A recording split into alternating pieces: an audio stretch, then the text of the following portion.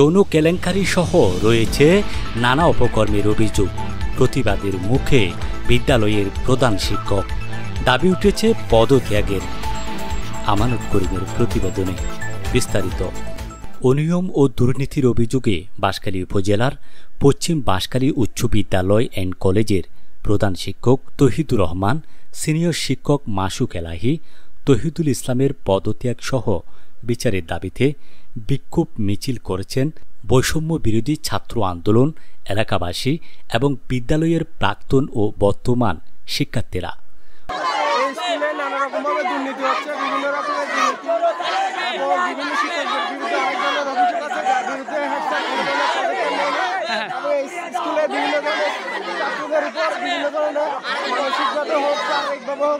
নির্যাতন করা হচ্ছে, যার বিরুদ্ধে আজকের এই মানববন্ধন।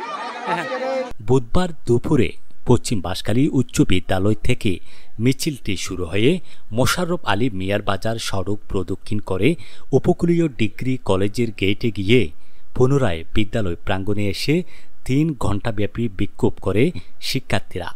এ সময় প্রধান শিক্ষক তৌহিদুর রহমান ও সিনিয়র শিক্ষক মাসুক এলাহি এবং তৌহিদুল ইসলামের বিরুদ্ধে নানা অভিযোগ করেন বিক্ষোভকারীরা।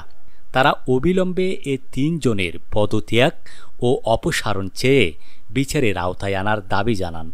এ বিষয়ে আন্দোলনকারীরা সংশ্লিষ্ট বিষয়ে দপ্তরে একটি স্মারকলিপি দেওয়ার কথা জানান। অভিযোগে বলা হয়েছে, প্রধান শিক্ষক তৌহিদুর রহমান একজন দলবাজ, চরিত্রহীন এবং তার কাছে ছাত্রীরা নিরাপদ নন। তিনি সন্ত্রাসী এবং দলীয় ক্ষমতার দাপট দেখিয়ে দীর্ঘদিন অবৈধভাবে প্রধান শিক্ষক হিসেবে দায়িত্বে রয়েছেন। তিনি নিজের নিয়োগের লিখিত এবং মৌখিক পরীক্ষার প্রশ্ন নিজেই তৈরি করেছেন, যার প্রমাণ তাদের হাতেই রয়েছে। এছাড়াও তিনি ছাত্রীদের ভয়ভীতি দেখিয়ে অনেক ছাত্রীদের সাথে শারীরিক সম্পর্ক করেছে মর্মে অভিযোগ করেন তারা। এমন অপকর্মের কারণে 2023 সালের মার্চ মাসে 3 জন শিক্ষার্থী আত্মহত্যা করেন। কিন্তু অধ্যক্ষ প্রধান শিক্ষক দ্বারা এখনও পর্যন্ত এ বিষয়টি নিয়ে কোনো অভিভাবক সমাবেশ না করায় ছাত্রছাত্রীরা ভীষণ ক্ষুব্ধ। প্রধান শিক্ষক রাজনৈতিক ছত্রছায়ায় এসব অপকর্ম করেছেন বলে জানান ভুক্তভোগীরা। অবৈধ অর্থ এবং সন্ত্রাসীদের পেশি শক্তির সাহায্যে এসব অপকর্ম করেছে বলে অভিযোগ করেন তারা। বিদ্যালয়ের ছাত্রছাত্রীদের কাছ থেকে আদায় করা অতিরিক্ত অর্থ যেত প্রধান শিক্ষকের পকেটে। বিদ্যালয়ে নিয়োগ দেন অবৈধ বাণিজ্যের মাধ্যমে অযোগ্য শিক্ষক।